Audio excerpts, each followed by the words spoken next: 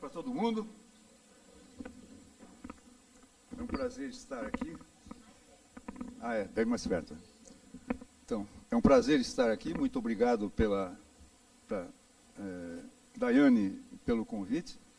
E eu espero conseguir contribuir, né? Como disse a Daiane, em geral eu falava, quando eu fiz as anteriores aqui, levava quase 3 horas. Porque eu sou meio prolixo, né, esticador do assunto, e eu lia muito para me preparar bem e tal, e aí vai acumulando assunto, né, um chama outro e tal. E hoje eu já não preparei quase nada, então provavelmente não vou ter muito para falar. Bom, para estudar o Capital é muito fácil, é só estudar alemão antes, que daí entende bem melhor, né? A gente estava falando nesse assunto ontem no grupo do Leituras com os colegas. Bom, eu preparei um roteiro aqui que eu vou seguir para não me perder, e até eu realmente não preparei muito de antemão. E eu vou falar um pouco sobre essa obra, o Capital em si, e um pouco sobre a questão do método, né? Na verdade é sobre o conteúdo, mas tem um aspecto do método do Capital que, não só do Capital, né, mas da concepção filosófica e metodológica e tal do Marx e do Engels, que confunde muito as pessoas, especialmente hoje em dia, em que o marxismo tem, nos últimos anos, sofrido uma redução muito importante, junto, inclusive, com toda a esquerda, né? Mas o marxismo deveria ter uma consistência teórica, etc., e resistir de modo diferente às dificuldades. E não é só o período recente, sabe?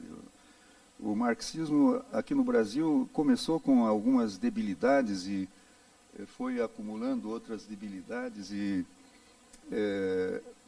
enfim, não apresentou assim um desempenho que deveria apresentar em comparação até mesmo com outros países, né?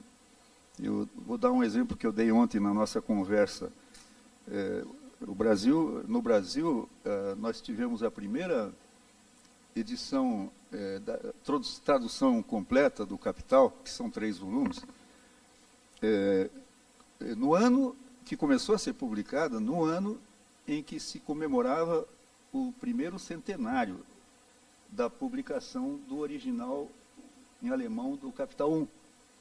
Quer dizer, foi em 1867, então, e casualmente nesse ano, eu tinha me formado na graduação em final de 66, e com o meu primeiro saláriozinho de 67, eu morava no Rio de Janeiro.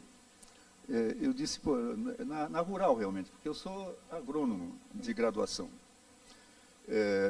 Peguei o meu saláriozinho e fui para o Rio de Janeiro comprar o Capital. Aí, quando não foi minha surpresa, não existia o Capital em português. Em português brasileiro, nem em português, certo? E eu fiquei surpresíssimo, né? Até achei no início que fosse engano, coisa assim, né? Mas de livraria em livraria acabei me convencendo, né? E nessa época não era muito fácil sair em livrarias procurando o Capital, que era 67, né? 68 foi o ano do AI-5. Vocês todos aqui são jovens, não sabem o que foi aquela droga. Mas, no fim, havia lá uma livraria de língua espanhola. Não sei se a livraria era espanhola ou era... Enfim, e tinha lá uma edição do Capital primorosíssima, que eu tenho até hoje. Porque o Marx, por exemplo, promoveu a publicação, ou fez questão que a publicação da primeira edição em francês fosse em fascículos, para que os trabalhadores tivessem facilidade de comprar em fascículos e tal. E levou de 1872 a 75, né, para ser publicado. Então, essa do Brasil aqui, eu até nem acho que foi, eu acho que foi mais por dificuldade financeira das livrarias, do que por essa consideração, assim. Pois é, e vejam bem, essa versão em espanhol, da editora mexicana Fundo de Cultura Econômica, era de primeira edição em 1946 e traduzida diretamente do alemão. E eu tenho impressão, eu tentei confirmar isso, mas não consegui ontem, que essa primeira que estava sendo editada pela Civilização Brasileira, editora daquela época, que alguns anos depois foi explodida por alguém da ditadura, soltaram bomba lá, fizeram o diabo. E acabaram com a editora, né? Aliás, todas as de esquerda foram liquidadas desse modo.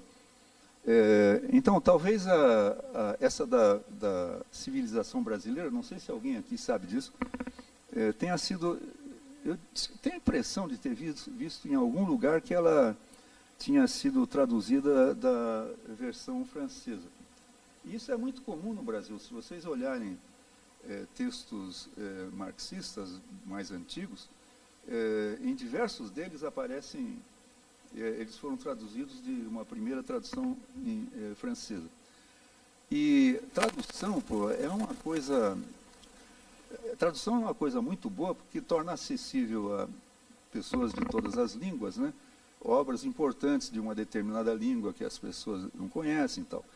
Agora, por outro lado, tem muito problema, porque os tradutores muitas vezes não são bons e diversos problemas, né? Então, tradução de tradução, então, é uma barbaridade, né? Pois é, e essa edição, eu considero, das edições do Capital brasileiras e das em espanhol que eu conheço, eu considero essa dessa mexicana a melhor de todas. O tradutor Venceslau Rosses, excelente tradutor. Mesmo a da Boitempo mais recente, não considero a melhor. Deveria ser.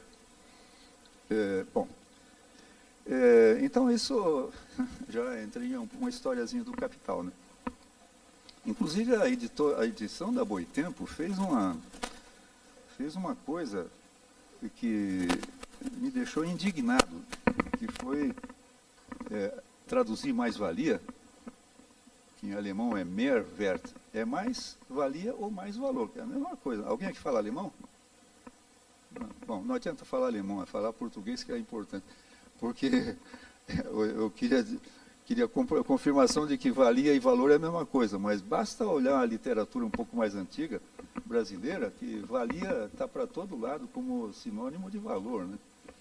E mais-valia, então, representava exatamente a mesma coisa. E estava já reconhecida ou estabelecida pelo hábito, né? Todo mundo sabia, quer dizer, todo mundo que tivesse um mínimo de conhecimento do marxismo, e para isso não precisava ser só marxista, sabia o que era mais-valia, e botaram mais valor.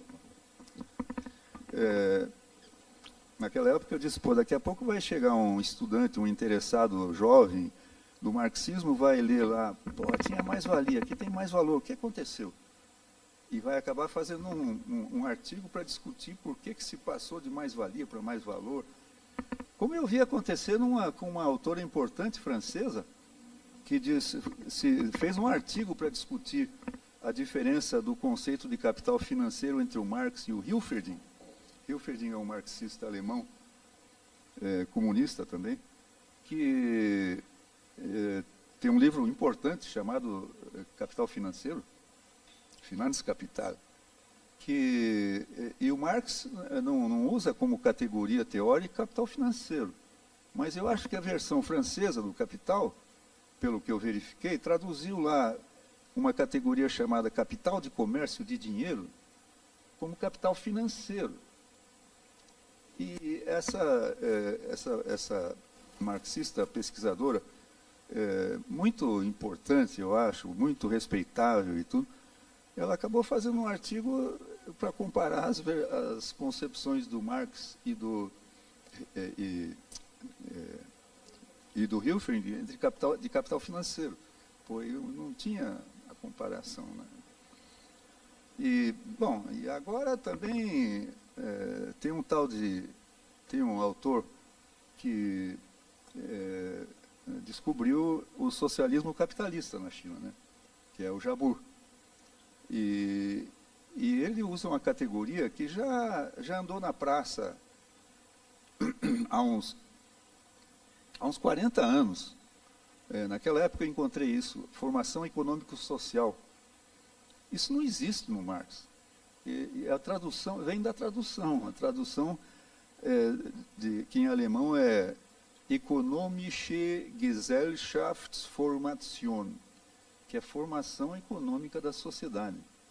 A formação econômica da sociedade é a estrutura econômica da sociedade. A estrutura econômica da sociedade é o conjunto das relações de produção. Eu vou falar nisso aqui um pouco. E o pessoal, diversas pessoas, eu acho que o Althusser contribuiu para isso. Também não sei se... por serem franceses ou europeus, não são melhores do que nós, não, viu, pessoal? Tem um bocado de marxistas que não contribuem muito em outros países, inclusive na própria França, na Alemanha. Na Alemanha, aliás, tem um autor fazendo palestra aqui no Brasil, inclusive, depreciando o Engels por causa da montagem que ele fez do livro 3 do Capital. Que os livros o livro 1 foi o único que publicado em vida do Marx, né? Os 2 e 3 foram publicados depois pelo Engels. Ele fez apenas praticamente a transcrição das anotações do Marx, que já estavam prontas. Aliás, quando ele publicou o livro 1, o 2 e o 3 já estavam prontos. Eu vou dar só um exemplo. Esse é um alemão. Ele fez há uns poucos anos atrás uma palestra no Encontro Nacional da CEP, da Sociedade Brasileira de Economia Política. E uma coisa que eu tenho em alemão os originais do livro 3. E tenho também em alemão o próprio livro 3, organizado pelo Engels. Só para dar um exemplo, ele foi citando as deficiências da edição organizada pelo Engels, que ele fez muitas alterações e tal. Entre elas, diz ele transformou 7 capítulos do Marx em 54 capítulos. Aí, eu pensei cá comigo, é muita criatividade, né, pô? E só já me lembrava assim que o livro 3 tem, se não me engano, 7 sessões. E fui conferir, né, realmente, o que o Engels fez foi transformar 7 capítulos em 7 sessões, porque cada capítulo era muito longo. E o Engels já tinha uma história de recomendação para o Marx de fazer uma subdivisão. O Marx parece que não gostava muito disso.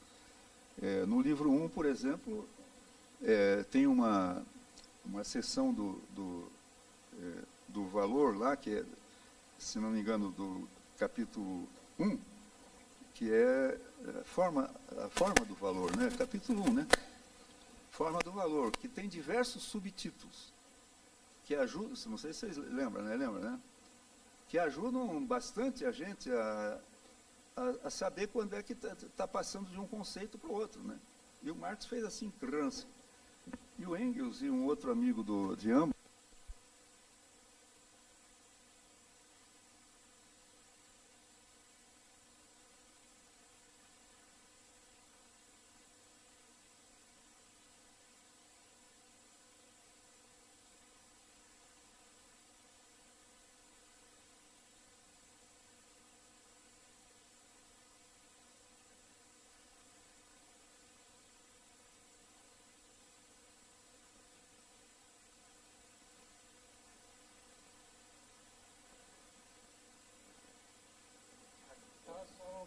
Está acabando.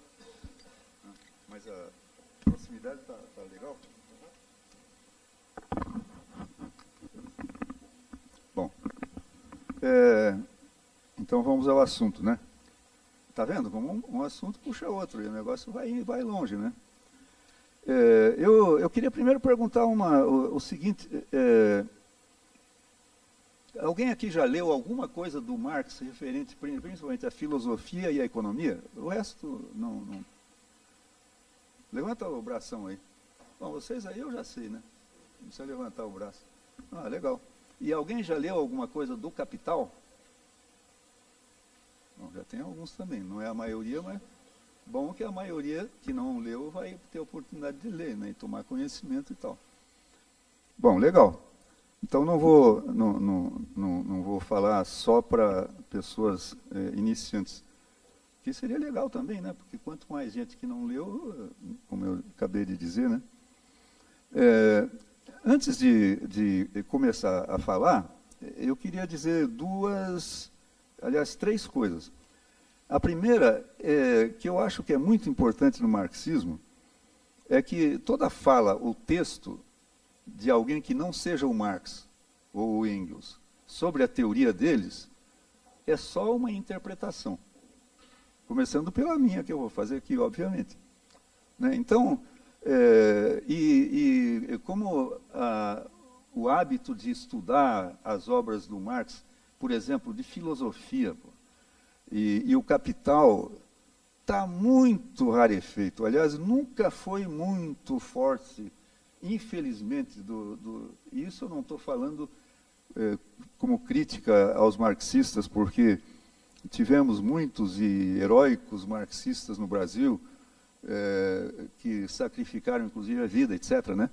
Mas é um detalhe importante da gente considerar, porque, do ponto de vista político, né, as pessoas que praticaram o marxismo, que combateram o bom combate, como se diz, né, mas não estudaram suficientemente, isso provoca um mal tremendo. Por isso eu vou me concentrar, inclusive, novamente, um pouco mais na questão do método hoje, para saberem exatamente, pelo menos o que, da minha opinião, como é o método do Marx, né? E eu já vou fazer uma observação que, então, é a seguinte, né? Tudo é uma interpretação. Se lerem algum texto, aparecer alguma coisa meio curiosa, se for uma primeira leitura, não vai nem saber o que é curioso e o que não é curioso, né? Mas eu aconselho, sugiro, leiam o próprio Marx, porque numa primeira leitura não vão saber o que é e que não é legítimo. E o Marx não é difícil, especialmente no Capital. Sabe por quê? Porque o Capital tem lógica, tem uma lógica muito rigorosa. Os conceitos decorrem um do outro. E nem toda teoria é assim, pô. Então, é claro que não é moleza ler o Capital enquanto está tomando uma cervejinha com pão de queijo. Não, tem que estudar, né? Como qualquer coisa. Pô. Tem que ralar um pouco. O conhecimento não se adquire, acho, conhecimento nenhum, a não ser quem seja muito, muito bem dotado, sem um certo empenho, sem uma certa concentração, um certo esforço. Eu garanto que para quem gosta desse tema, para quem se aproxima do Marx por alguma identidade de classe ou mesmo ideológica, etc., só vai se beneficiar disso. E se não estudar com uma certa regularidade, com uma certa profundidade mínima para entender os conceitos, vai acabar não sabendo bem o que é a tal da obra. Né? Então, recomendo isso, é muito gratificante. Viu? E a última coisa é dizer que, como eu disse há pouco, eu acho que disse, eu não sou filósofo, mas estou mexendo muito com o método do Marx, mexe com filosofia, andei lendo um pouco, inclusive, do Hegel. Se o Marx lê em alemão, bom, o Marx lê em alemão não é ruim, não, mas o Hegel é uma pedreira. E eu também, embora eu conheço o alemão de criança, né? Não sou alemão, não, sou de imigrantes aqui de mais de um século, mas a gente não pratica no dia a dia, né? Então fica meio... E eu estava dizendo ontem, na nossa conversa lá, pô, tem que saber alemão quem quer se dedicar a conhecer o Marx assim profundamente, né? Não me refiro a qualquer pessoa que tenha uma curiosidade, quer ter uma ideia geral. Mas uma pessoa que queira ser uma estudiosa do marxismo, eu acho que deveria aprender alemão, não é nada de terrível. O Marx, por exemplo, e o Engels aprenderam russo para poder se corresponder com marxistas russos lá, que tinham já, naquela década de 1860, 70, uma importância razoável.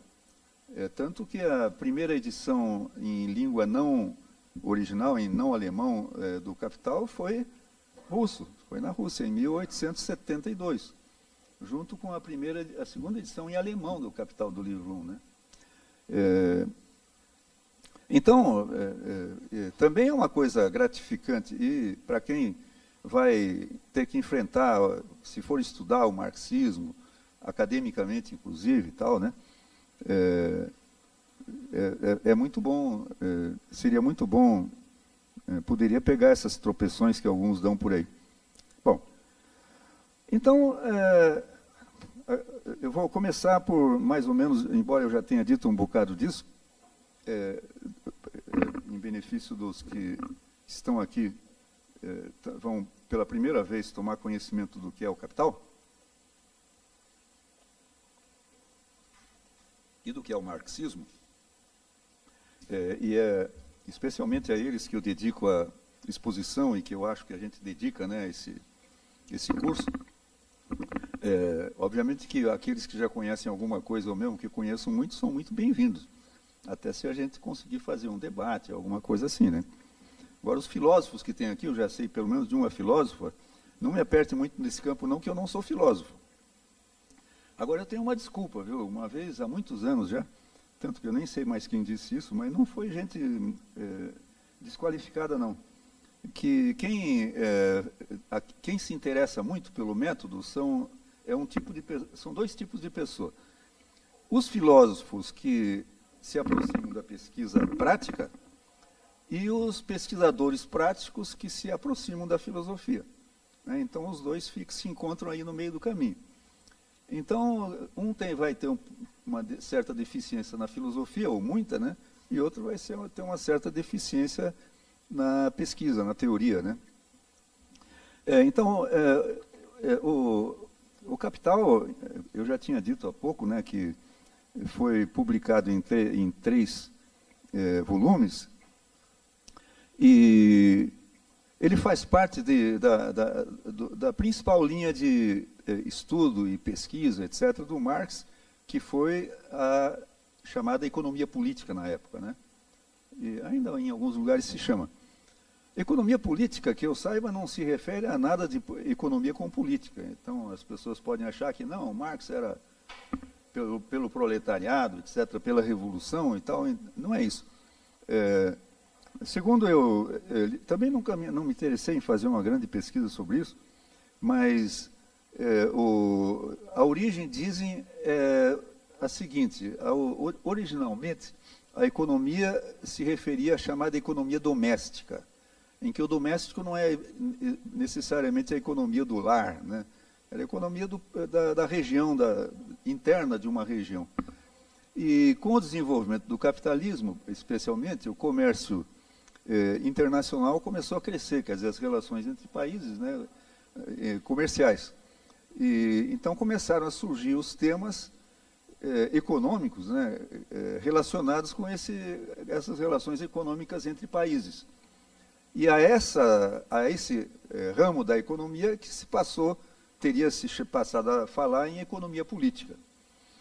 Eu já nem me lembro mais, faz tanto tempo que eu mexo com essa coisa, que eu já não lembro mais se eu confirmei isso ou não, viu? Mas, de qualquer modo, acho que é uma boa lembrança, porque, inclusive, até hoje, nos Estados Unidos, acho que tem uma revista, também já não lembro dessa revista, mas que chama-se Political Economy, e é muito conservador, de uma universidade muito conservadora e tal. Então, não é uma expressão que tem relação com a política de tipo política partidária, etc., né? Então, o Capital faz parte da obra econômica do Marx, aliás, é a obra mais importante, ou o conjunto das obras mais importantes são dedicadas à economia política, né? Eu quero já começar dizendo, olha, a economia, o Capital do Marx, não pode ser considerado um livro de teoria econômica no sentido convencional. Porque a teoria econômica no sentido convencional faz questão de não ser considerada uma ciência social.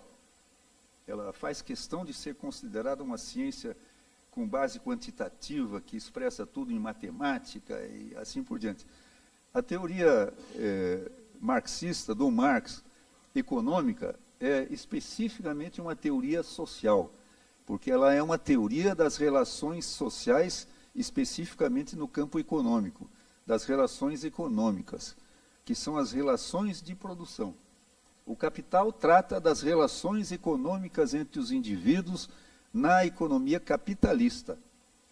E eu vou estender isso um pouco mais adiante.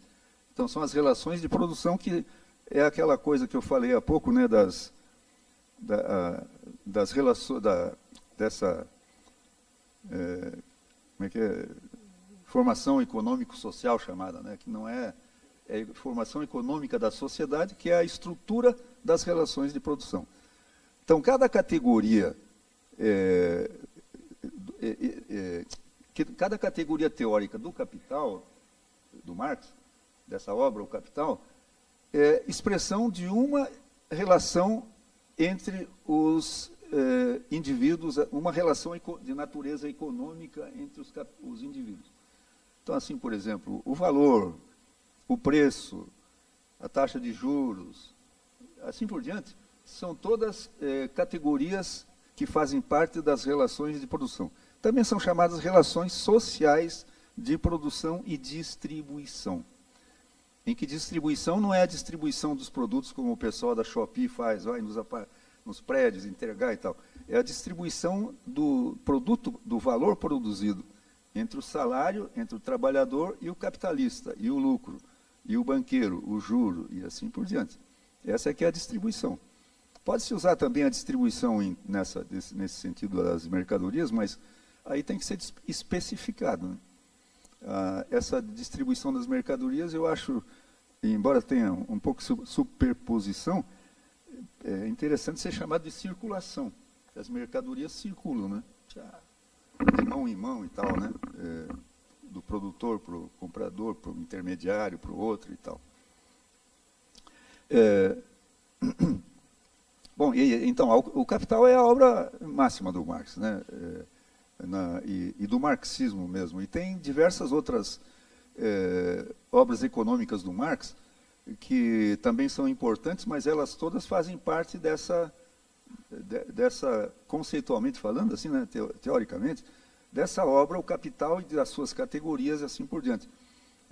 Então, o Capital são os 3 volumes, né, ou 3 livros.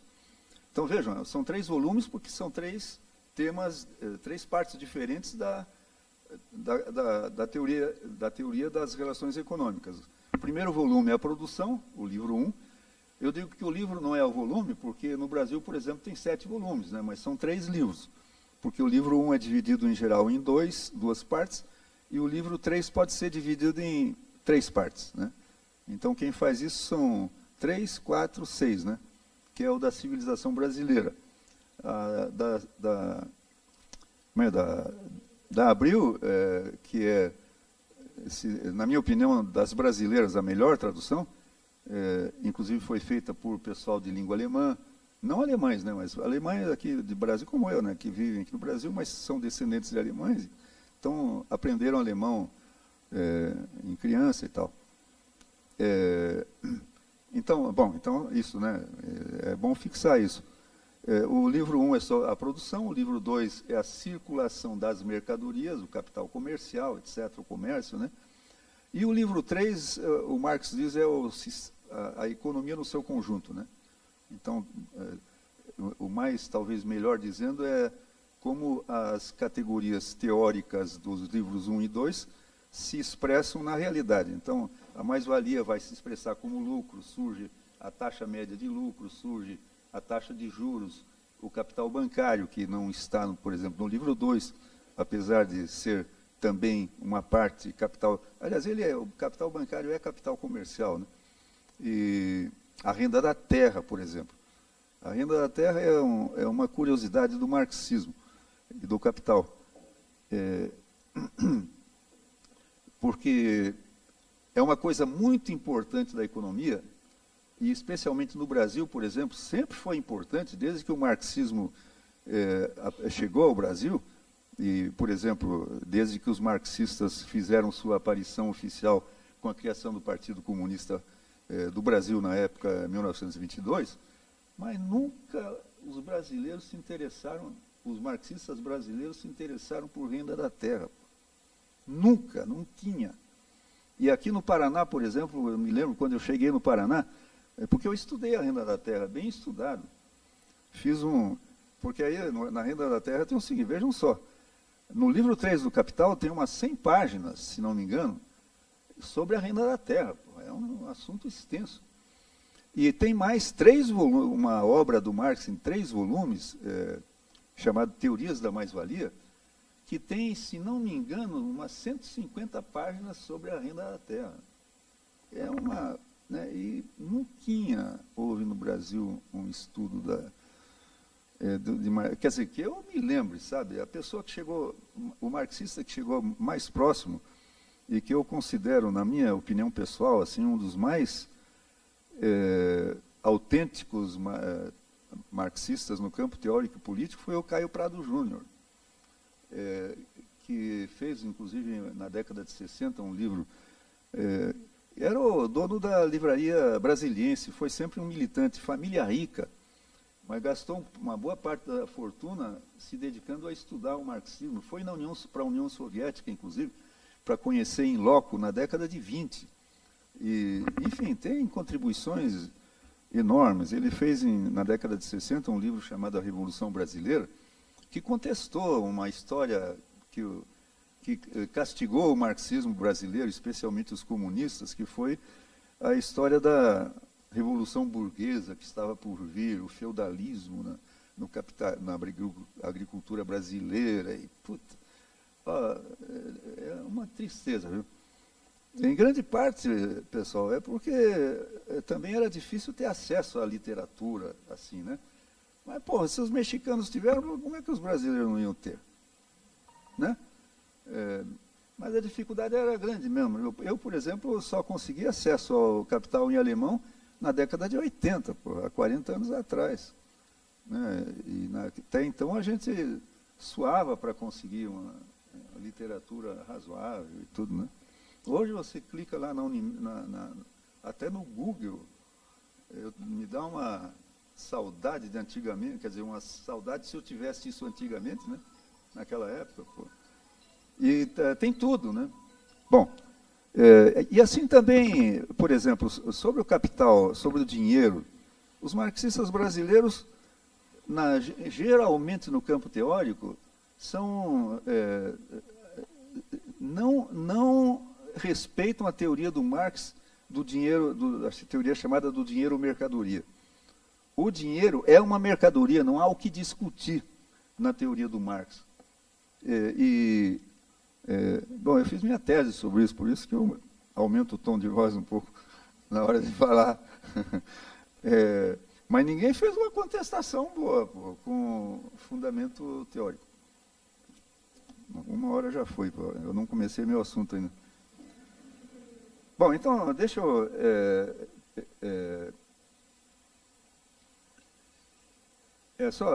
eu acho que eu já falei bastante sobre o Capital, sobre os 3 volumes, etc.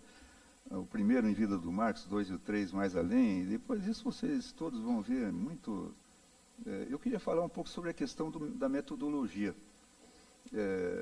Mas antes disso, eu quero ainda dizer sobre, especialmente pela teoria da economia do Marx, né, o Capital e as obras anexas, paralelas, é que a teoria do Marx e do Engels é uma continuidade da linha de desenvolvimento da revolução científica iniciada no mundo ocidental, pelo menos, no Renascimento. Foi a partir do Renascimento, com o desenvolvimento do capitalismo, porque a partir do desenvolvimento do capitalismo, o conhecimento real da realidade, da natureza, da sociedade, etc., se tornou uma necessidade, que até então não era. No mundo feudal, não havia necessidade disso. Por isso a gente vê os absurdos do período feudal, as fontes do conhecimento eram o Aristóteles, porque, pelo que ele tinha escrito sobre o assunto, eu não sou um bom intérprete disso, e a Bíblia, e mais alguns santos aí. E quem se metesse a querer discutir, discordar do Aristóteles ou dos santos, ia para a fogueira, ia mesmo. Vocês sabem a história do Galileu, né? Que teve que puxar o cuspe, porque senão ia para a fogueira, porque ele tinha dito que era a Terra que girava em torno do Sol e não o Sol em torno da Terra, né? O que também não é verdade. Aliás, nem sei se ele falou da Terra, do Sol, da Terra em torno do Sol. Na verdade não é isso, né? A impressão é porque a Terra gira em torno do seu eixo, né? Bom, então, a partir dessa revolução científica, porque as coisas têm que ser produzidas, tem que conhecer o material, né? Conhecer melhor as matérias-primas, por que elas se diferenciam, o transporte, como conservar o raio do produto, etc., né? E fazer as coisas, começar a inventar ferramentas melhores e tal. Então, aí começou a revolução científica. Quem até então se dedicava ao conhecimento, e em geral em segredo para não ir para a fogueira, chamava-se filósofo, eram os filósofos, né, os amantes do conhecimento. Tudo que era um conhecimento que não fosse esse bíblico, etc., os autores eram chamados de filósofos. A partir de então, campos específicos de conhecimento foram se separando dessa chamada filosofia e criando as disciplinas particulares, né? Astronomia, por exemplo, física, química, sei lá, e assim por diante. Pois é.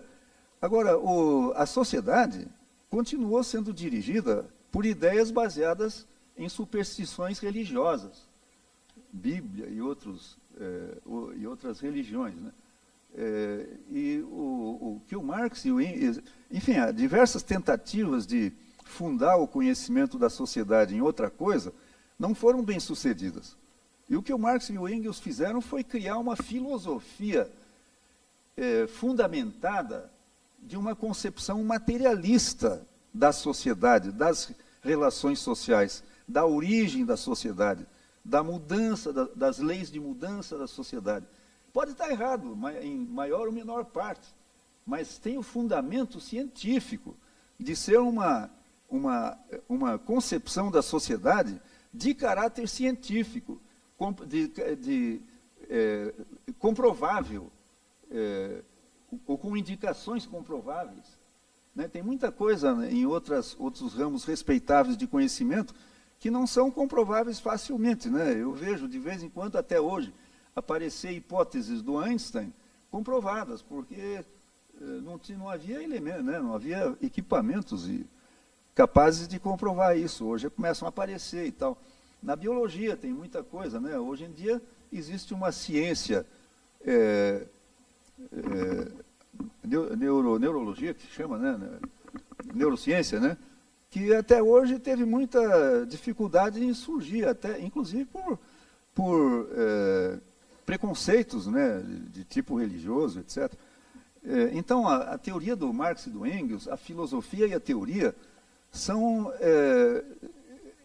uma continuidade dessa revolução científica.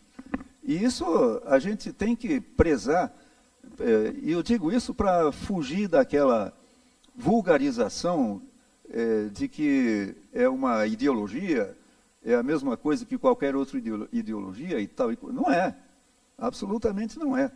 Pode até estar errada em grande parte, em pequena parte, etc. O que estiver errado corrige-se, mas tem um uma constituição e uma sólida. E se vocês leem o Marx e o Engels, especialmente o Marx, nos primeiros textos filosóficos da década de 1840, um piá de 25 anos, está entre os gigantes do pensamento, como o próprio Einstein.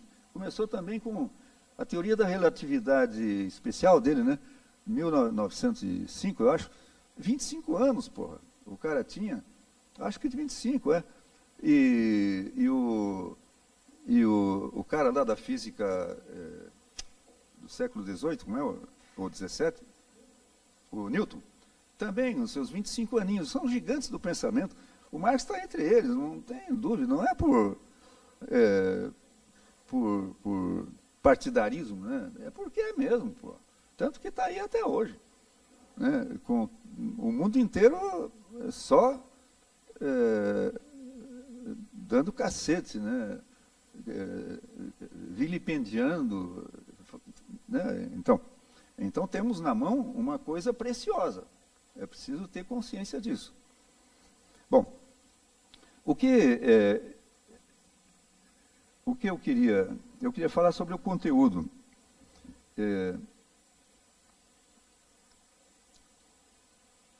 Bom, e sobre o conteúdo, sabe o que eu queria especificamente falar?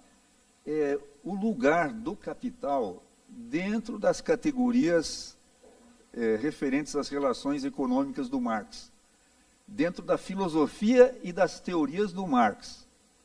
Porque isso é muito importante. Eu dou um exemplo, por exemplo. Muitas vezes se fala que o materialismo histórico é uma filosofia. Não é uma filosofia. O materialismo dialético mete seu pau, porque o Marx nunca falou em materialismo dialético. E daí, um título, vamos ver se o Marx... Vamos fazer igual a Bíblia? Vamos ver se está escrito na Bíblia. Se não tiver, não vale. Como se critica, a toda hora aparece a frase, o Marx dizendo, eu não sou marxista. Bom, eu acho que qualquer pessoa que, com um mínimo de desconfiômetro, né, se a pessoa chega, você é fulanista, né? Não, eu sou um modesto contribuidor, não sei o quê. Né? E depois ele se referia a uma situação específica que eu até já esqueci qual é. Mas, ser marxista, e depois, hoje em dia, inventaram essa de falar em marxiano, né? Talvez tenha algum sentido, né? Porque falar no marxiano, que é o que o Marx escreveu especificamente, né? E marxista, eles mesmos e os seguidores. Eu não topo isso, para mim todo mundo é marxista, eu sou marxista e tal. Mas, então, eu queria falar um pouco sobre isso, sabe? E também quero falar sobre isso porque antigamente havia no marxismo, especialmente entre os militantes marxistas, os comunistas, havia uma saudável insistência em que as pessoas novas que aderiam ao marxismo, aderiam ao Partido Comunista, eu acho que uma das primeiras coisas que faziam era botar na mão um livro de manual de filosofia. E, de fato, eu acho essencial. Inclusive, no Brasil circulava aqui naquela época, quando eu comecei com essa história, né, fazem 60 e poucos anos, né, eu estava falando há pouco 67, daqui a pouco vai fazer 60 anos, né, daqui a 2 anos. Mas eu comecei com essa história em 62, quando eu fui para o Rio de Janeiro, caipira do interior e tal. Já tomei conhecimento do manual de filosofia, que era naquela época era como é o nome? Blá, blá, blá. Eu anotei aqui porque eu tenho esquecido esses títulos aí. O Politzer, Georges Politzer, era um francês comunista, militante combatente da resistência na Segunda Guerra Mundial, jovem, né, professor de filosofia, morreu inclusive na guerra, né, mas ele tinha feito um livro que não fosse... Porque era dirigido a militantes, né, não a quem que quisesse se aprofundar em filosofia e essa coisa, né, que precisam também de uma formação mínima, né, para ter o conhecimento dos conceitos e tal. Então, naquela época, eu ainda tenho, acho, esse Georges Politzer. Não, acho que não. A gente, ao longo da vida, a gente que conviveu com a ditadura, teve que jogar tudo fora, viu? De vez em quando. Quando o negócio apertava, jogava fora. Eu só não joguei fora o capital dessa tradução mexicana. Porque uma vez, no tempo da ditadura propriamente dita, no início eu estudava lá na Rural, e instalaram um acampamento do exército bem lá, para vigiar a revolução que estava lá. Não tinha nada, né? Mas eles foram varejar a biblioteca. Como eu andava muito na biblioteca, eu casualmente estava lá. Um soldadinho, um cabinho, como aquele cidadão muito culto aí disse uma vez, não, para acabar não sei com o que, basta um cabo e um soldado. Aí um deles foi perguntar, eu acho que o soldado foi perguntar para o cabo, cabo não sei o quê, tem um livro aqui, O Capital, esse vai também? Disse, não, só vai livro comunista. Esse não.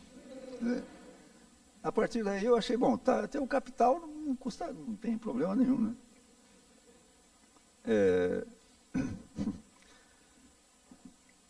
Mas é verdade, viu? Inclusive tinha uma piada em 64, um morador de rua, que já tinha na época, andando na rua e tal, ele viu um saco lá de coisa, né? E eles vão lá, e era livro para chuchu, né? Ele disse, vou fazer uma grana.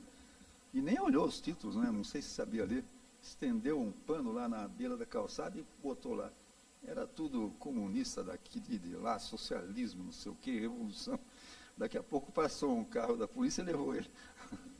Não sei se é verdade, mas era uma piada que se contava. Bom, então, deixa eu falar nesse assunto aqui. Então, eu faço uma hierarquia nessas categorias, vamos dizer, as grandes categorias da filosofia e da teoria do Marx. A base de tudo é o materialismo filosófico, que é o fundamento, a base das concepções de mundo, de tudo, do marxismo. Bem fundamentado filosoficamente pelo Marx, inclusive pelo Engels. Viu? O Engels tem o maior respeito e admiração pela figura do Engels, uma grande figura. Sempre se colocou modestamente. Quando Marx morreu, eu acho que no discurso ele disse, o Marx era um gênio. Nós todos éramos esforçados, mas ele era um gênio. E é verdade, viu? Mas, por exemplo, o Marx, a única fonte de renda que o Marx já teve na vida, as únicas, aliás, a primeira foi uma contribuição durante uns 10 anos para um jornal de esquerda dos Estados Unidos, e o Marx tinha também muitos problemas de saúde, ele teve, né, ao longo da vida, até porque passava muito mal, muita fome, fumava demais, fumava a noite inteira e tal. E quando ele ficava, ele tinha que dar uma contribuição uma vez por semana, em geral era relações internacionais. Então, e o Engels, depois da fase revolucionária deles, que foi até 1849, as revoluções chamadas burguesas europeias de 1848 e 49, o Engels, que era filho de industrial alemão, que tinha uma empresa avançada da indústria têxtil na Inglaterra, em um daqueles centros, não vou lembrar o nome, uma daquelas cidades industriais, Manchester, né? Certeza? Muito bem. Então, Manchester. E ele herdou a participação acho que era o sócio, o pai dele. Ele foi lá e até os 50 anos ele foi ser industrial. O que foi muito bom, porque a segunda fonte de renda do Marx, quando nas necessidades, era a ajuda do Engels. E o Engels suportou aquele negócio na indústria, inclusive foi muito importante, porque se vocês olharem a correspondência do Marx e do Engels, que ocupa, eu acho, uns 10 volumes das obras completas deles, das obras. As cartas ocupam umas 10 volumes das obras completas, tenho a impressão. Não só entre eles, deles para outras pessoas também. E quando o Marx consultava ele muito, porque o Marx escreveu sobre tecnologia, fez teoria sobre tecnologia, fez a teoria da manufatura, né, dos primeiros equipamentos da Revolução Industrial, etc., né? E ele perguntava para o Engels, e o Engels explicava, tá, e coisa, né? E quando o Marx ficava doente, não conseguia mandar o artigo semanal dele, o Engels escrevia e botava o nome do Marx, pô, certo? E quando ele se aposentou com 50 anos, ele se aposentou ainda rico, né? Saiu da indústria, faturou a parte que ele tinha. Ele organizou as finanças dele e organizou uma fonte de aplicações para o Marx, que era 2 anos mais velho que ele, né? Que foi a primeira vez na vida que o Marx teve uma vida economicamente tranquila, até a morte. Porque tinha uma fonte de renda garantida, segura, que o Engels organizou para ele. Então, o Engels é uma figura. E leiam o que ele escreveu. Leiam, por exemplo, Ludwig Feuerbach e o fim da filosofia clássica alemã. Para ignorantes em filosofia, como eu era, é uma excelente contribuição para saber como é que se situa o materialismo e a dialética dentro e a filosofia em geral, e como é que ela dá origem às disciplinas científicas e assim por diante, né? Também o anti-Dühring, por exemplo, né? Que é uma crítica feita pelo Engels, por insistência do Marx, a esse tal de Dühring, que pontificava lá na esquerda alemã como se soubesse muita coisa de ter economia e tal, e não sabia muito, e o Marx e o Engels fez, e foi uma das maiores contribuições à difusão do marxismo até a Revolução Russa, porque ele fez um capítulo sobre a economia, filosofia, e o socialismo. Economia, filosofia e socialismo. Excelente para a formação assim do militante, sem ser superficial, né? Bom, então, materialismo filosófico é o fundamento do método do Marx, das concepções de mundo e do método. Inclusive, considero essencial para entender o Capital, saber os princípios mais fundamentais do materialismo. Eu não sou nenhum especialista em filosofia, como eu disse, infelizmente. Estou tentando recuperar o tempo perdido agora. Está meio tarde, mas o que for possível, né, vamos enfrentar. Mas eu aconselho, vocês todos que estão jovens aí, que eu invejo com essa juventude, tem tudo pela frente, principalmente tempo, aqueles que queiram se dedicar a conhecer o marxismo, leiam sobre o materialismo filosófico, leiam as obras do Marx, das décadas de 1840. Por exemplo, uma coisa muito importante, os conceitos econômicos todos representam categorias da realidade. Por exemplo, a revolução, que a gente dá muita importância, é a revolução política. Mas a revolução política só ocorre porque antes ocorreu uma revolução na base econômica. Revolução das forças produtivas, revolução real nas relações entre os indivíduos na economia. A revolução faz os revolucionários. Não é o revolucionário que faz a revolução. A revolução política precisa do revolucionário. Mas é a revolução econômica que faz a revolução política. Certo? Então, é essencial. A dialética, não precisa aprender muita coisa da dialética. Não sei eu também muita coisa da dialética. Mas as coisas mais importantes eu sei há muito tempo. A primeira é que a realidade não é feita de categorias estáticas, ela é feita de movimento em todos os campos. Movimento na realidade e movimento no pensamento. O pensamento reflete a realidade. Não é a realidade que reflete o pensamento, que é a ideia do Hegel. Mas o Hegel era um gigante, viu? O Hegel era um gigante. A dialética do Marx e do Engels é a dialética do Hegel. A única coisa que eles fizeram, que o Marx especificamente fez, são os textos principais, foi, como ele disse, né, a dialética do Hegel, que está em 2 grandes obras. A Fenomenologia do Espírito, que não é muito longa, mas tudo no Hegel é longo, é por isso que eu acho que eu sou prolixo também, porque o Hegel é dose. Então, Fenomenologia do Espírito. E a Ciência da Lógica, também 3 livros, 3 volumes. Bom, E o Marx disse, né, a dialética do Hegel é a dialética, só que ela estava de cabeça para baixo. E o Marx chama o Hegel de místico, né, misticismo Hegel. Ele virou de cabeça para cima. De certa maneira, a gente entendendo a filosofia do Hegel como uma continuidade chamada filosofia do idealismo clássico alemão, que começou com o Kant. Não muito tempo antes do Hegel, não, viu? O Kant ainda foi, durante um tempo, o Hegel conviveu com o Kant. O Kant morreu, acho que em 1800 início da década do século XIX. E o Hegel morreu em 1831, eu acho. Então, bom, enfim, mas teve diversos no meio, né? Então foi filósofos aí me corrijam, idealismo objetivo. O pensamento comanda, mas a realidade objetiva também existe. Não é como um tal de Berkeley, né?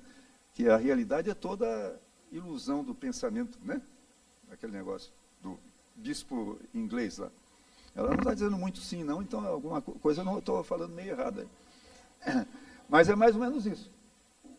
Eles tinham, o Marx até o fim da vida teve muito respeito pelo Hegel. O Lenin, quando estudou Hegel durante a Segunda Guerra Mundial, quando ele estava refugiado na Suíça, que sempre até hoje foi neutra em todas as guerras, porque é lá que todo mundo de todos os lados deposita a grana, os grandes que têm grana, né? Não nós. Ele estudou Hegel. E a partir de então ele disse, pô, todo mundo, quem não estudou Hegel, não entende o Capital. Então você tem tudo para entender bem o Capital, se é que já não entende, provavelmente. Do jeito que está me olhando, deve entender. Então, foi curioso, teve aqui um marxista italiano chamado Losurdo, Domenico Losurdo, que infelizmente já morreu, e ele, assisti palestra dele aqui e tal, ele disse a mesma, aliás, ele tinha criado uma entidade de estudos hegelianos, né? Então, o Lenin tem um volume das obras completas, volume 29, que são os estudos filosóficos. São anotações sobre o estudo que ele fez de filosofia, incluindo os do Hegel. E ele também recomendou isso. Todos os comunistas deveriam estudar, eu acho, organizar grupos de estudo do Hegel. Da lógica, da ciência da lógica, né? Especificamente. Que é onde ele expõe, inclusive, as grandes leis da dialética, etc., né? Eu não li muito do Hegel, mas o que eu li foi muito proveitoso. Espero ler mais ainda. Inclusive, avançar mais na ciência da lógica. Então, materialismo dialético é a filosofia do Marx e do Engels, a base da compreensão de todo o mundo, a base da elaboração de tudo que eles elaboraram, teoricamente, filosoficamente e tal. E a gente entendendo um mínimo do que seja a filosofia, o materialismo do ponto de vista da filosofia, como eu ilustrei há pouco, né? Essa frase assim, né? Pô, não é a revolução que faz os revolucionários, não são os revolucionários que fazem a revolução, porque isso seria achar que é o pensamento, a teoria que faz a prática. Não é. A prática que faz a teoria. As concepções dependem... Tem uma frase assim, né? A consciência depende da existência. Não é a existência que depende da consciência. Bom, eu vou dizer depois que tem algumas coisas que modificam, alteram na aparência essas realidades todas. Então, o materialismo filosófico, que é a base, então, do materialismo dialético, ele é uma junção do materialismo filosófico, a concepção materialista da realidade, com a dialética materialista. A dialética do Hegel é idealista. Então, no marxismo, a gente insiste em dizer dialética materialista, como, aliás, o Marx faz também. Porque a realidade é que é dialética. Não é o pensamento que é dialético originalmente.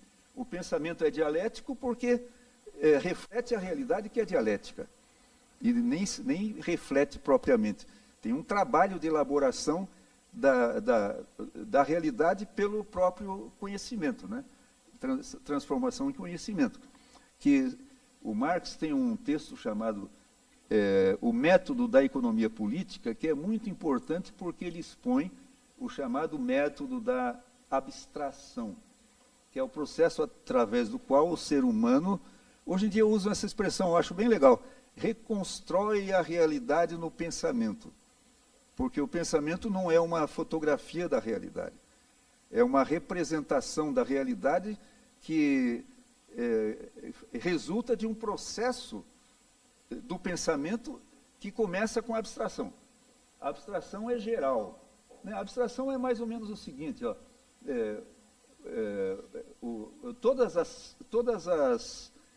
os objetos e fenômenos da realidade, o ser humano representa com um pensamento que é um abstrato. O abstrato se diferencia da realidade que representa. Por exemplo, e praticamente todos os substantivos são abstratos. Por exemplo, fruta. O que é? Me dá uma fruta. Qual é a fruta? O que é uma fruta? Fruta não existe, né? Porque ela é o conjunto de todas as coisas chamadas frutas. No entanto, ela quebra um galho tremendo, né? Quando a gente diz um homem, o que é um homem? Bom, não existe um homem, existe o conjunto dos homens. A palavra homem representa um exemplar genérico, abstrato, que o ser humano elabora na mente. Isso é uma elaboração espontânea, mas na ciência ela se torna sistemática, metódica, especialmente na ciência social. E o Marx faz essa distinção, né? Eu aconselho que quem queira ter um conhecimento melhor, leia lá esse método da economia política, que faz parte da introdução dos Grundrisse. Aliás, eu nem falei nas obras do Marx, os Grundrisse, né? Podemos deixar isso para uma outra palestra. Tem umas 15 páginas, não é grande coisa, mas é extremamente esclarecedor. A abstração é importante nas ciências da sociedade, porque nas ciências naturais tem o laboratório. Qualquer objeto, quase qualquer, né? Qualquer objeto, ou a maior parte dos objetos ou fenômenos da natureza, podem ser muitos, né? Agora eu já lembrei do Einstein que não dava, mas muitos, a maioria talvez, pode ser levada para laboratório, decomposta, purificada. Então o minério de ferro é retirado, levado para laboratórios, né, que na realidade hoje em dia são indústrias, onde se purifica o ferro que está dentro daquele minério e se transforma então no ferro, sei lá, metálico, coisa assim. O ouro, por exemplo, é uma coisa assim também, né? O ouro existe em estado bastante puro na natureza, em diversos casos, né, por sorte, inclusive, mas em geral ele está também misturado e tal. Então ele tem que ser fundido e por um processo lá tem que separar as diversas frações e sobra o ferro, ou sobra o ouro, mas dificilmente é puro, né? Em geral ele é acompanhado de alguns, que são os quilates, né? Os negócios, 90, quilate 90 significa 90% do negócio é ouro metálico mesmo, né? Então isso o ser humano reelabora a realidade no pensamento, através desse processo de abstração. Os abstratos são resultantes da abstração. A teoria econômica, por exemplo, vou chamar assim, mas vocês sabem da minha observação, né? A teoria econômica do Marx, o Capital, é feito de abstratos. Todas as categorias lá são abstratas, né? O preço, não existe o preço. O preço é uma categoria que existe na realidade, mas em cada caso, o preço é uma coisa diferente. Inclusive o preço de uma coisa, né? O preço do tomate está, sei lá, R$10, uma exploração. Bom, mas tem diversos tipos de tomate, né? Você chega num lugar, ele está 10, no outro lugar está 9,50, no outro está... Então faz-se uma média, etc., né? A teoria, o Capital é uma teoria abstrata. Bom, deixa eu só concluir aqui o meu caminho. Então, materialismo dialético, materialismo filosófico, mais a dialética materialista. Isso constitui o materialismo dialético. Bom, eu fiz alguns comentários aqui das elaborações do Marx. Bom, Aí vem o materialismo, materialismo histórico. O materialismo histórico não é uma filosofia. O materialismo histórico é uma teoria da sociedade, elaborada pelo Marx em diversos textos, especialmente na década de 1840. Que eu me lembre, por exemplo, A Miséria da Filosofia. É uma obra em que ele critica um título, o subtítulo de uma obra do Proudhon, que era um cara da época. Acho que era subtítulo de uma obra dele, chamava-se Filosofia da Miséria. O Marx contestou e deu o título de Miséria da Filosofia. E ao desenvolver a crítica ao Proudhon, ele expõe as premissas, os pressupostos, a estrutura da concepção teórica da sociedade humana em geral. Não é nenhuma sociedade especificamente. Não é nem o feudalismo, nem o capitalismo, nem o escravismo, nem o comunismo primitivo, aquela, né? Nem o comunismo. Né? É tudo aquilo que compõe uma sociedade humana. Como é que se constitui uma teoria dessa? Através do estudo de um fenômeno, né? Através do estudo das diversas formas de existência desse fenômeno e destacando os elementos comuns a todos eles, que constituem a essência de todas essas sociedades. Quer dizer, nenhuma coisa é uma sociedade humana se não tiver todos aqueles componentes. Eu queria dizer uma outra coisa, me fugiu aqui. Então, basicamente...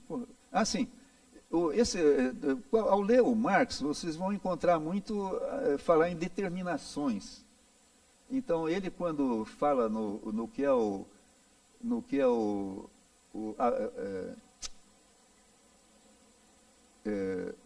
concreto pensado, no método da economia política, a elaboração do conhecimento termina chamado no Brasil, traduzido no Brasil como o concreto pensado, né? Eu vi eu acho que em espanhol, concreto do pensamento, eu acho melhor do que concreto pensado. Por alguns motivos. Mas concreto, só para vocês saberem, o concreto vem do próprio Hegel, né? O concreto é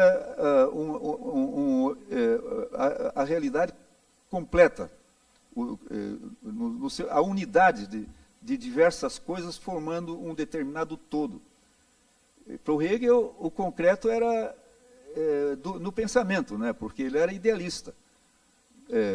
Tinha a ideia absoluta, algumas coisas que, como dizia o Engels, não se sabe bem onde é que fica, mas era lá que ficava Então, o Marx repetiu quase ipsis literis a definição do concreto pelo Hegel. É a síntese de muitas determinações, unidade do diverso, coisa parecida. O Marx escreveu praticamente, quase literalmente, isso. Né? Então, só que no Marx, o concreto real é o concreto real, é o concreto da realidade concreta, né? Da realidade real. Né? Inclusive, eu fiz um artigo sobre o método da economia política, há quase 30 anos atrás, que foi muito útil para mim na época, e até hoje, né?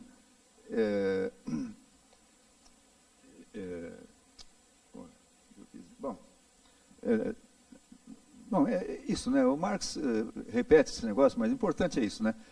Eu queria concluir. O Capital do Marx é um abstrato desse tipo, é um concreto do pensamento, é uma unidade do diverso, síntese de muitas determinações. Determinações são essas características essenciais de um certo fenômeno, de um certo concreto da realidade e do pensamento. Né? Então, o materialismo histórico é uma teoria geral da sociedade. Não é do capitalismo, não é do feudalismo, é a sociedade humana qualquer que ela seja. E o Marx e o Engels estudaram para chuchu o que havia naquela época sobre as sociedades de todas as épocas que existiram, né? Eu me lembro, por exemplo, eu agora não sei, não estou certo não, tem um tal de Morgan,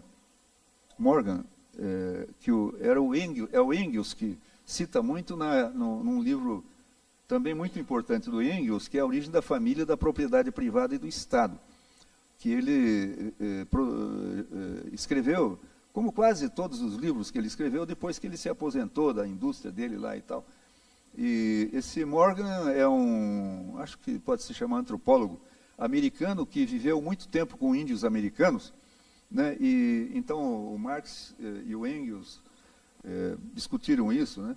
Eles eram muito ligados às ciências naturais, viu? Para vocês terem uma ideia, a origem das espécies do Darwin foi publicada em primeira edição, acho que em novembro de 1859. Em dezembro, o Engels já estava escrevendo para o Marx, dizendo, pô, você tem que ler o Darwin, né? A origem das espécies, fantástico e tal. E a primeira reação do Engels, do Marx, eu acho um pouco depois, dizer que a seleção natural era uma projeção da concepção burguesa de concorrência sobre a interpretação da história natural do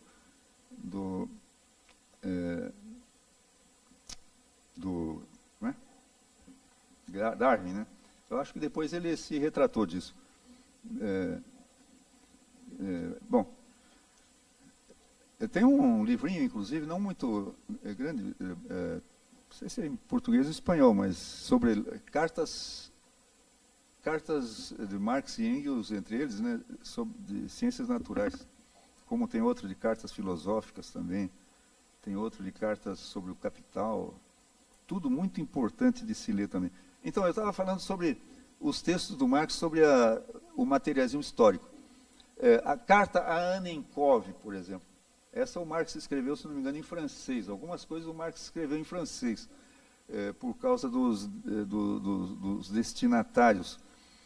O Annenkov consultou ele exatamente, sim, foi sobre a obra essa miséria, a filosofia da miséria do Proudhon.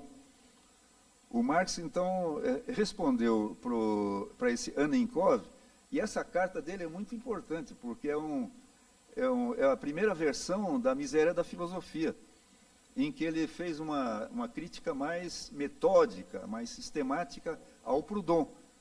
E a crítica que ele faz ao Proudhon é a concepção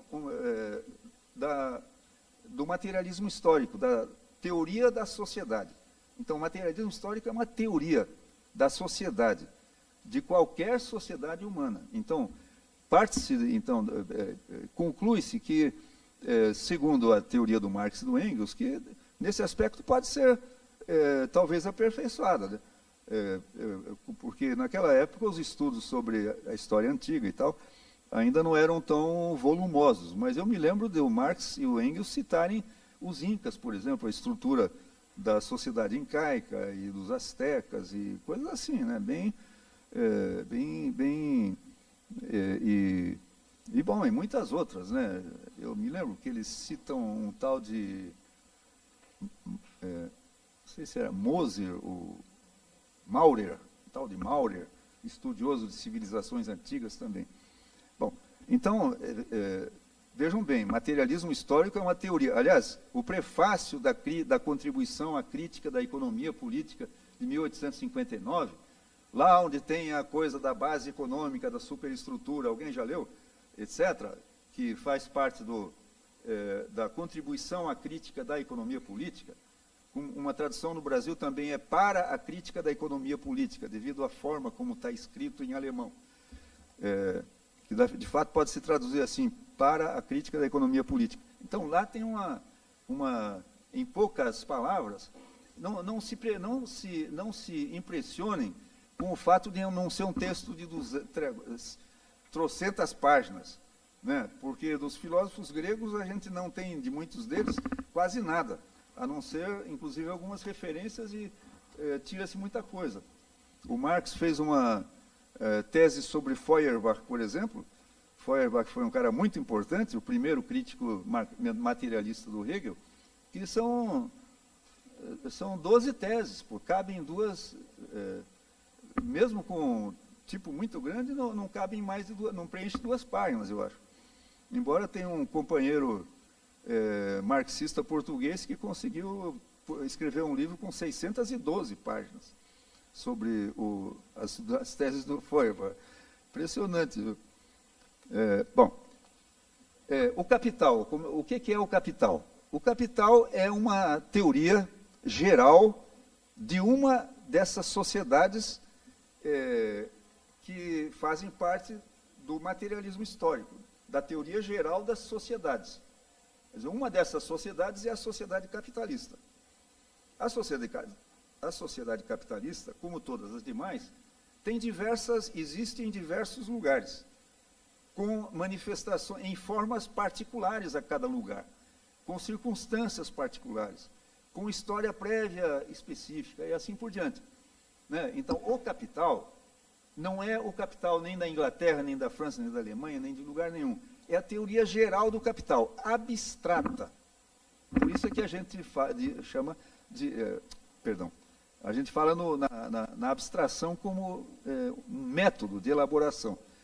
Porque o capital do Marx pretende representar, embora ele se apoie em larga medida na Inglaterra, porque era na Inglaterra que o capitalismo estava mais desenvolvido, óbvio, né, que ele se baseasse principalmente na Inglaterra, mas ele dá elementos, vocês vão ver, aqueles que estudarem o Capital, de diversos países, de todos os lugares, inclusive dos Estados Unidos, que ainda não era europeu, países da América Latina, não muitos, né, mas... Então, o Capital é a teoria geral do capitalismo, teoria geral, teoria abstrata. O capital descrito, apresentado o capitalismo representado no Capital não existe em lugar nenhum. Né, é a mesma coisa da fruta. Me dê a fruta. Não tem fruta. Me diga onde é que tem capitalismo. Bom, tem em diversos lugares, mas não tem o capitalismo. Isso é que apresenta para os marxistas um desafio importantíssimo. E é importante porque muitos marxistas estão habituados a querer fazer uma correspondência entre o que o Marx expõe no Capital e uma economia capitalista desse momento agora. Como, por exemplo, o Jabbour, que tem o socialismo capitalista, faz com o que acontece na China. A China é um caso de capitalismo, né, dentro de características da China, chinesas. Então, o que acontece com a teoria, por exemplo, do feudalismo ou do capitalismo? Vamos ficar no capitalismo, capital. A teoria, o capital, serve como método de estudo dos capitalismos particulares, específicos. Então, se eu vou estudar o capitalismo, por exemplo, vou dizer em curtas palavras, cada partido comunista, em cada país, que reúne os marxistas que querem participar ativamente da nova sociedade, da revolução que dá origem a ela, etc., deveria produzir, em primeiro lugar, uma interpretação teórica do capitalismo vigente onde ele vive, no seu país. E o exemplo que se dá, né, pelo menos tenho visto ultimamente, não se fez muito isso no passado, foi citar o desenvolvimento do capitalismo na Rússia, do Lenin, que foi uma das primeiras obras. O Lenin é outro cara dessa genialidade que eu falei há pouco, né? Porque ele produziu esse negócio com 27 anos. Ele começou a fazer textos. Ele teve uma vantagem também, né? Foi preso e foi mandado lá para a Sibéria. E lá eles eram mandados para um lugar de onde não podiam sair. Ele levou os livros que ele tinha e estudou o Capital, pô. Melhor, devia haver um estágio desse para todos os marxistas, eu acho. No início da vida. Não ser preso, né? Mas um estágio. Vai para uma ilha, nós vamos te botar numa ilha, estão aqui os livros que você vai ter que estudar, e fica aí. 3 anos. Bom, dá isso. Então, se vocês lerem o desenvolvimento do capitalismo na Rússia, vocês vão ver que é o itinerário da revolução que estava por vir, pô. Porque ele descreveu, representou lá a estrutura de classes da Rússia, o processo de transformação que estava se operando depois da abolição do feudalismo, que foi em 1861, das novas classes que surgiram. Inclusive, o Lenin foi o primeiro que viu a importância do investimento industrial de capitais estrangeiros, principalmente alemães, franceses, acho que muito poucos ingleses, mas tenho a impressão que principalmente alemães e franceses, que depois o levou mais tarde a dizer, depois da Revolução, né? Aliás, eu acho que até antes da Revolução, que a estrutura, o capital industrial instalado na Rússia era mais desenvolvido do que o capital industrial dos países de origem deles. Porque na Rússia eles instalavam versões novas. Vocês vão ver quando estudarem o capital, que o capital fixo é um problema. Porque ele é fixo, pô. E é fixo não só assim fisicamente, mas é físico como investimento, como valor investido. Ele vai se pagando aos poucos. Então, se um capital enorme, investido hoje num treco, amanhã ele é desvalorizado por uma inovação que o torna obsoleto, o investimento está perdido, pô. Né? Então, por exemplo, uma coisa que, um negócio meio irônico, é que a Alemanha foi tremendamente beneficiada, não só pelo plano Marshall depois da Segunda Guerra,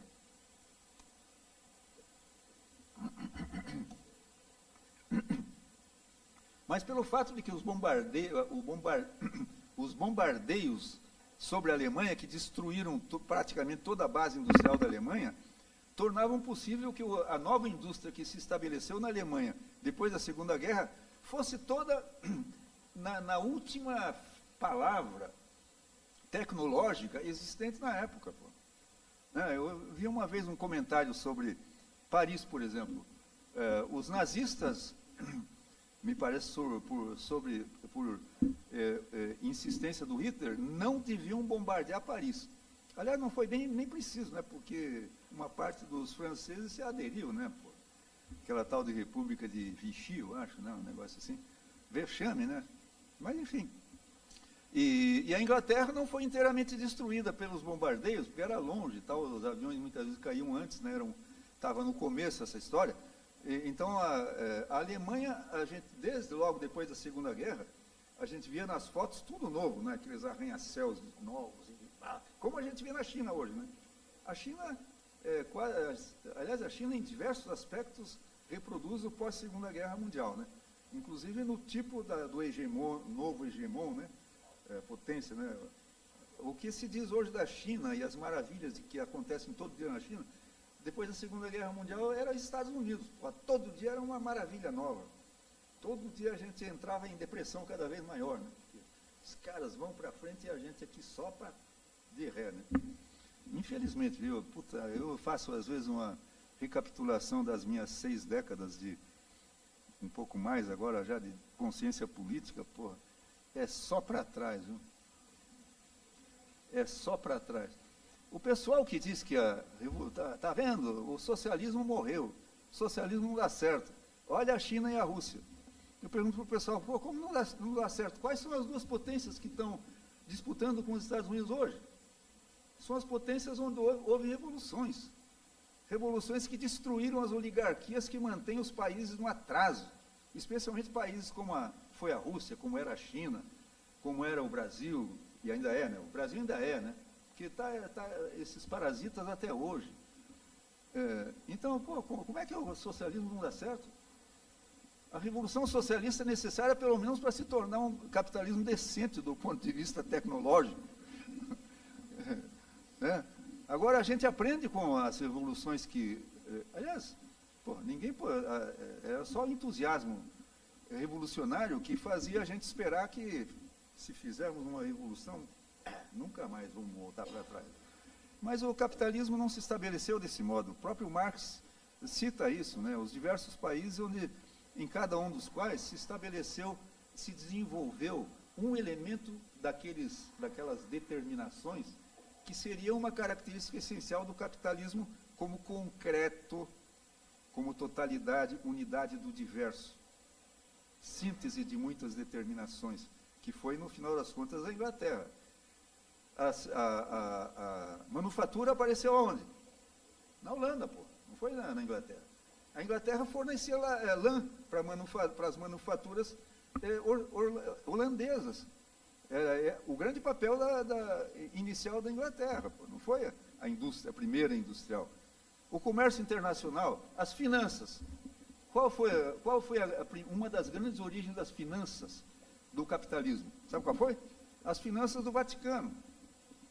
O Vaticano sabe muito bem onde está o importante, né? Sempre soube.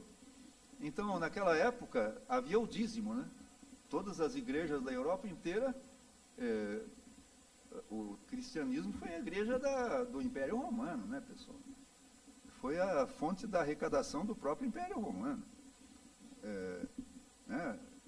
Então, teve que se criar mecanismos de transferência desses valores, de contabilização, etc., desses valores para o Vaticano.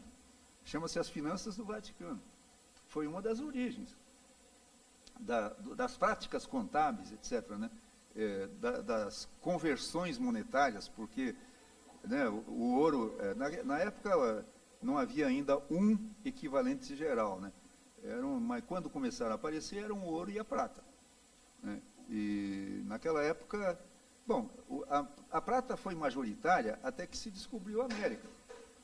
Com a descoberta da América e o ouro em estado já recolhido pelos incas e pelos astecas, em depósitos lá à disposição dos europeus, então enfim, surgiu o equivalente geral e tal, né? Inclusive a Alemanha tem uma história muito interessante. A Alemanha ficou no padrão prata até a Comuna de Paris. Bom, peraí, não vou falar nisso, não. Deixa eu terminar a minha... Bom, então, eu queria fazer essa síntese. A base filosófica e teórica do marxismo é o materialismo dialético. Materialismo filosófico e dialética materialista. Ela também é base teórica porque ela contém elementos de método, que eu citei há pouco, né? Que a gente deriva diversos deles. Que eu sempre tenho em mente, principalmente, é essa. As categorias do pensamento são todas representações de categorias da realidade objetiva. Todas. Aí pode dizer, não, mas tem muitas ficções, por exemplo, né? Romances, todos são ficções, cinema, a maior parte são ficções. Dá para fazer ficções sobre tudo. Mas isso depois de ter um estoque de categorias que representam categorias da realidade objetiva. O ser humano não inventa nada do zero. O zero é o zero, e vai continuar zero se não tiver alguma coisa que, através dos sentidos, o ser humano incorpora. Esse é um princípio que o marxista tem que esculpir em mármore na cabeça. Porque é a origem de tantos equívocos.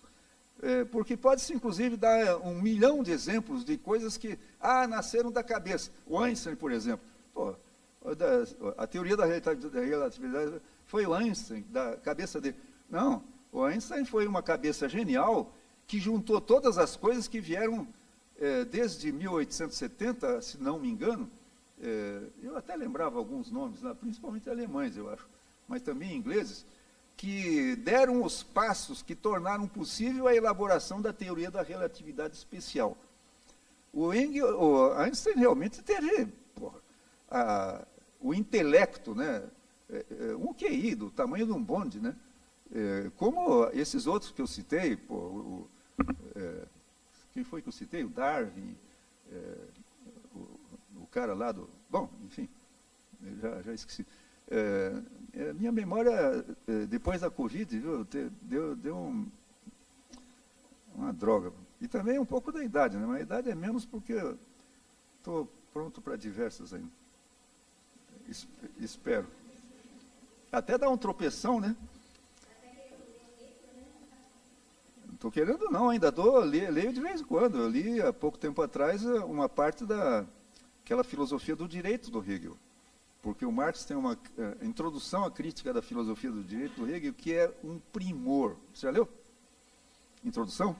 Eu achei, não sei se você como filósofo teve a mesma impressão. Hã? É? Genial, viu? Raciocínio. Puta, beleza, a gente tem inveja de uma figura dessa, né? Mas eu insisti em fazer essa sequência para vocês que vão estudar o Capital saberem exatamente o que o Capital representa. Para compreender o Capital, aproveitar o Capital em tudo que ele tem, é preciso entender um mínimo do materialismo filosófico e do que é a dialética materialista. Eu acho que o próprio Hegel tem na ciência da lógica, né, uma dialética objetiva e a dialética subjetiva, não tem? Creio eu. Quer dizer, a dialética é um movimento da realidade objetiva, né? O fato de que tudo está em movimento, e o movimento dialético não é qualquer movimento, é um movimento de transformação qualitativa dos fenômenos e dos objetos, né? Tudo está em transformação, etc. Então, o materialismo e a dialética. O materialismo histórico é uma teoria, não é uma filosofia. Ela está fundada no materialismo dialético, quer dizer, no materialismo filosófico, mais a dialética materialista, mas é uma teoria da sociedade, uma teoria geral do que é a sociedade humana entendida como um concreto, síntese de muitas determinações, quer dizer, de elementos essenciais, unidade do diverso. Bacana, né? Uma baita frase e inspiradora. Isso é o materialismo histórico. Teoria. É a teoria do materialismo histórico que tornou possível ao Marx elaborar uma teoria do capitalismo, porque ele já tinha, dos textos que ele fez, e com a participação do Engels, estudando aquilo que se tinha sobre as diversas formas da sociedade, e o feudalismo, por exemplo, em boa parte ainda existia na Europa.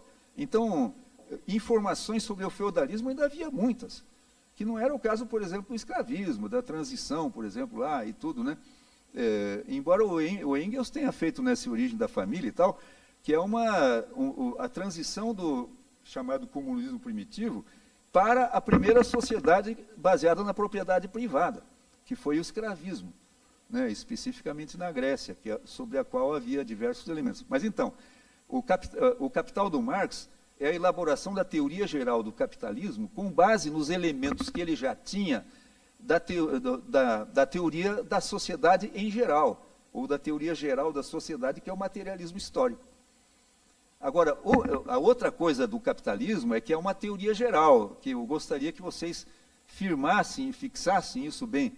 É uma teoria geral da sociedade, aliás, tem um ponto que eu tenho que acrescentar. Não é da sociedade, é a teoria das relações econômicas. O que eu pulei e precisava acrescentar é o seguinte: a sociedade, para o Marx, tem uma definição. A sociedade é a estrutura das relações, ou é uma rede de relações sociais, melhor dizendo. Eu sempre defino assim, acho que descreve melhor. A sociedade não é a população e tal, é a rede de relações sociais.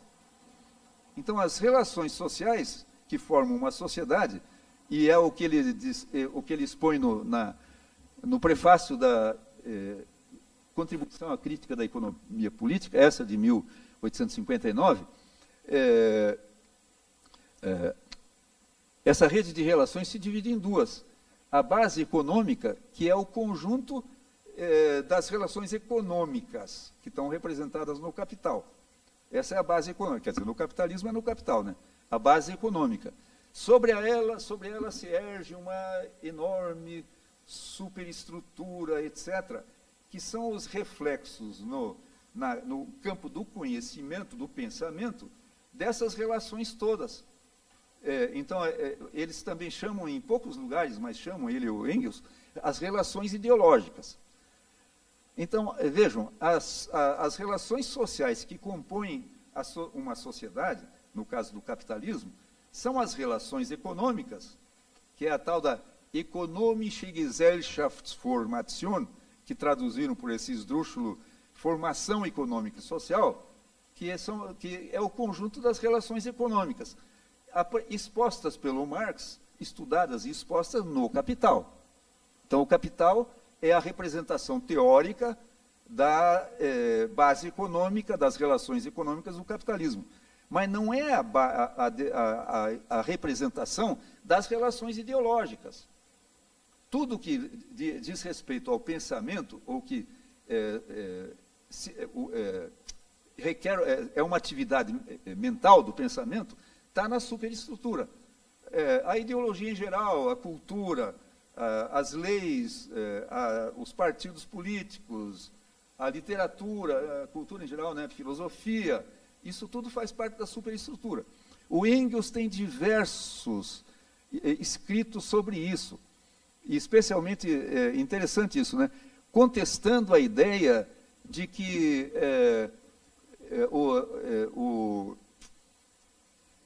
as categorias econômicas sejam os únicos determinantes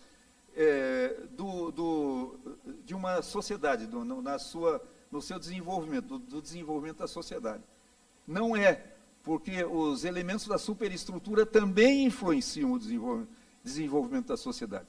Não são determinantes, mas também influenciam e muitas vezes de modo muito importante. Vejam, por exemplo, esse negócio aqui, nunca foi feita uma revolução. Tem essa monte de oligarquias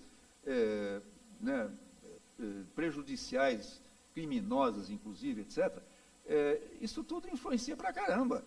Destruíram na China e na Rússia, a China e a Rússia estouraram. Pô. A Rússia alcançou a condição de potência econômica capaz de rivalizar com a Alemanha em 12 anos. Pô. O primeiro plano quinquenal da Rússia foi em 1928, 29 ou 28.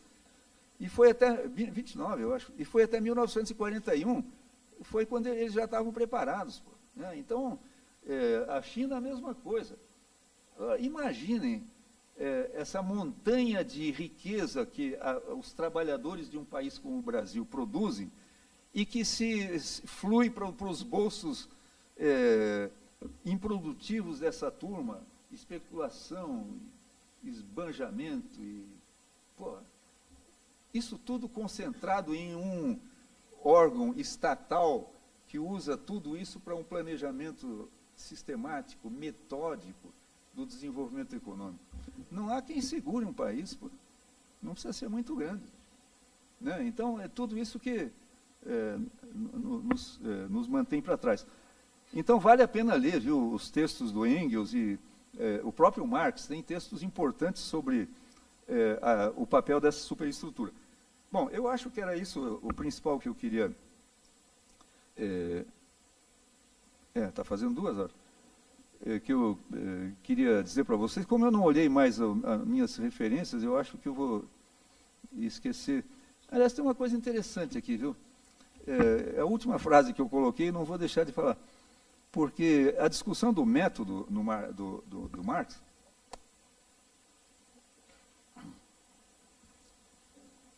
como eu disse há pouco, é uma discussão interminável. Todo mundo, né, que o Marx não deixou um texto sobre o método e tal, e blá, blá, blá. Nem isso é verdade, né, porque ele tem esse textinho que eu falei, mas de fato não é aquilo que o pessoal quer dizer, né? O método da economia política. Mas é importantíssimo, pessoal, umas 15 páginas importantíssimas. Aquelas poucas páginas do prefácio da contribuição à crítica da economia política é importantíssimo.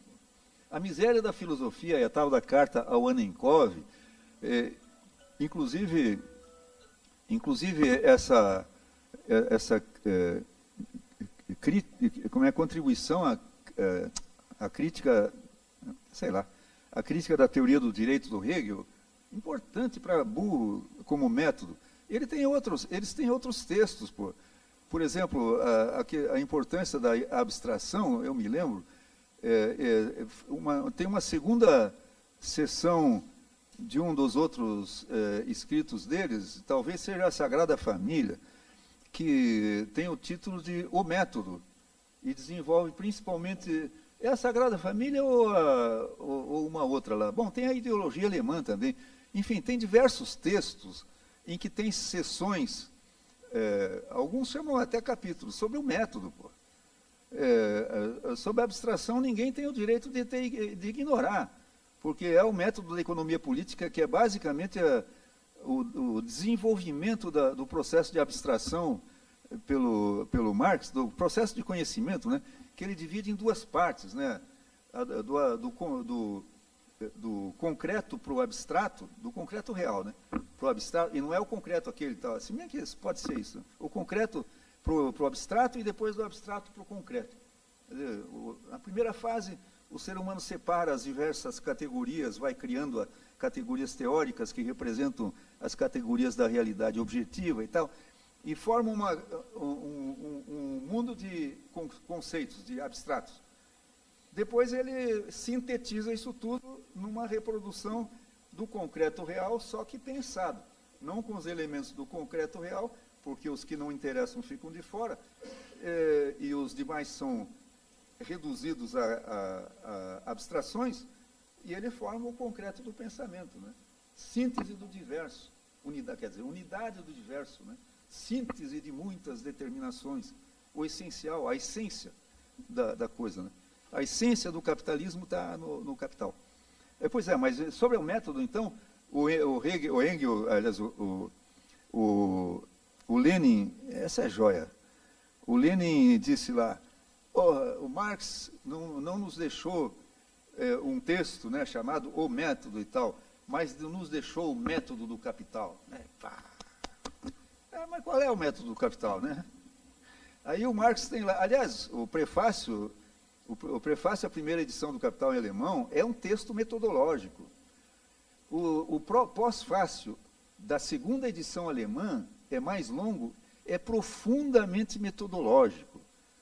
Eu, inclusive, sempre desconfio, que eu dei uma olhada novamente, né, que ele cita um cara criticando a ele num jornal da Rússia, em 1872, olha lá, na Rússia, em 1872. Diz ele que praticamente descreve o meu método, e tem lá um troço que não pode ter sido outro que escreveu, que não foi o Marx, pô. Só que é assinado por um cara chamado não sei o que, Kaufmann. Eu pensei, puta, ele deve ter chamado o Engels. Ô Engels, manda isso lá pro Danielson, talvez tenha sido, era o tal do Zieber, e diz para ele que é do sei lá, para botar lá como publicar, né? Publicou num jornal de São Petersburgo. Lá. Mas então são dois textos metodológicos importantíssimos. E num deles o Marx diz o seguinte, o método, falando sobre o método, né, deve-se distinguir entre o método da pesquisa e o método da exposição. É no prefácio à primeira edição, porque ele diz lá, a forma como eu exponho pode parecer para o leitor desatento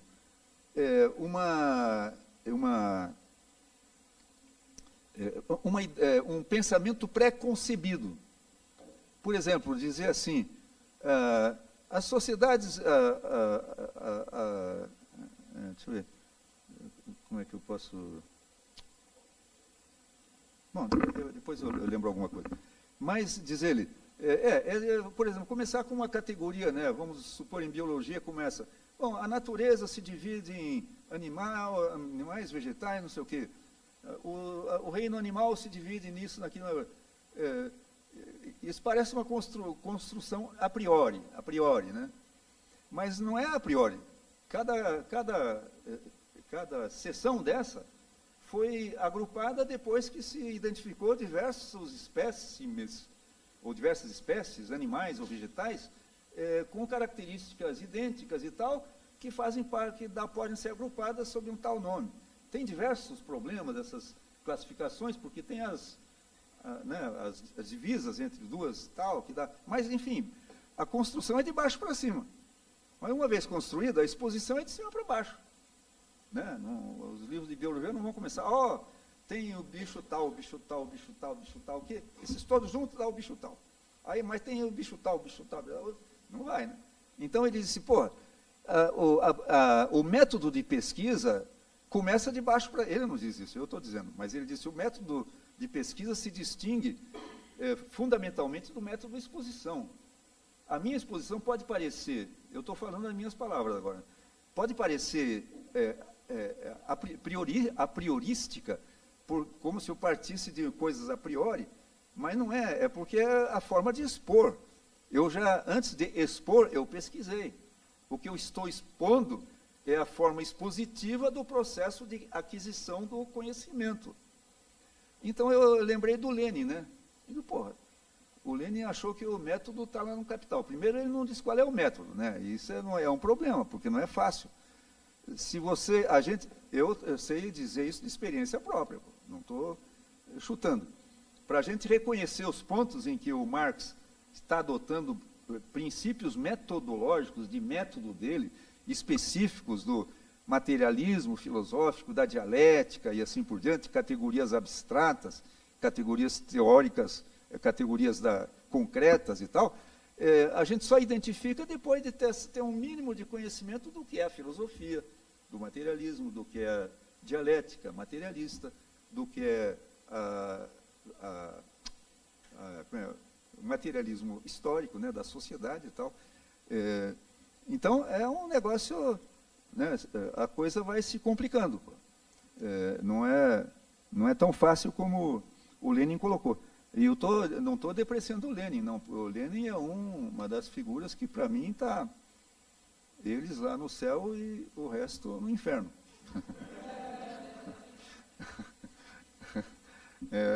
Realmente, o Lenin é uma figura, pô. A gente não pode deixar de reconhecer os méritos, né? Pô. Infelizmente, eu não encontro nenhum mérito muito grande em detratores do marxismo, né? Mas fazer o quê? Eu não sou parcial. Bom, eu não vou olhar mais aqui, porque senão eu vou ver outra coisa que eu não disse. Se eu não disse, eu fiz o máximo para dizer o que eu queria dizer do melhor modo possível. No meio do caminho, como eu conheço esse troço há bastante tempo, né? As coisas surgem, eu não resisto a falar e tal. Por isso é que dá prolixo, né? Mas espero que vocês tenham aproveitado. Bom, aliás, tem debate ainda, né? Se alguém tiver perguntas. Temos até mais 1 hora, 10 horas, né?